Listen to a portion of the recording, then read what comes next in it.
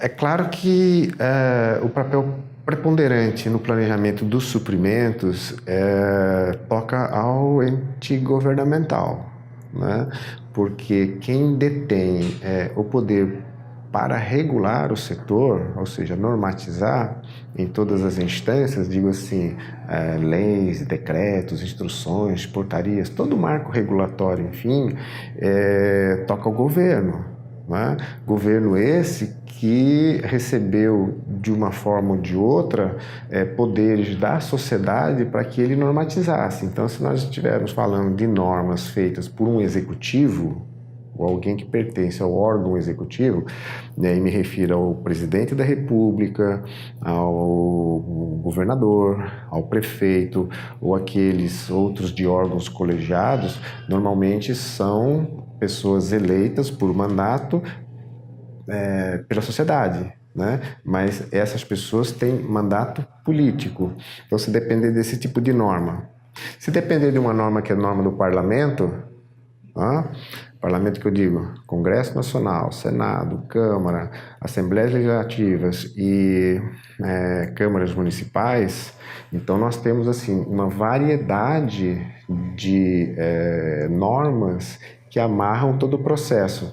Então, a responsabilidade, vamos dizer assim, maior é daquele que recebeu o mandato, seja um mandato direto, ou seja aquele representativo, né, assim, por eleição, para determinar que o planejamento seja feito. Então, é no órgão público que tudo acontece, né? Ou é pelas mãos dos órgãos públicos que esse planejamento deveria ter início, porque é o governo nessas três esferas ou instâncias, né, como nós dizemos, que tem essa missão de incentivar, orientar e determinar que o planejamento seja feito.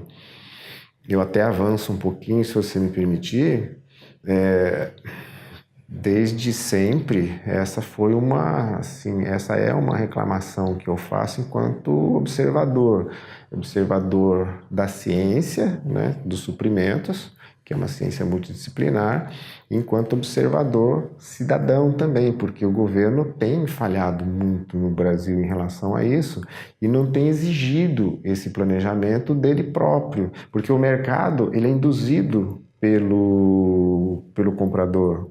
Então, se o governo, por exemplo, tivesse seus planos anuais de compras bem feitos em todas as esferas de governo, como a gente encontra em quase todas as partes do mundo, aqui em toda a América Latina, na América Central, América do Norte, Canadá, Europa, esses países, eles obrigam seja feito o planejamento, e o planejamento ele é colado nos planos orçamentários e nas programações finalísticas. Agora aqui no Brasil, há pouquíssimo tempo que se vem falando em fazer esse planejamento anual, como se isso fosse uma coisa nova e não é. Mas, resumindo, né, quem induz isso tudo é o governo. E a nossa Constituição Federal, que é de 1988, ela já determina isso há bastante tempo, né? Que essa função de planificação pertence ao ente governamental. Então é um déficit, né? Com o qual a gente convive, mas é um déficit gerado pela própria entidade governamental.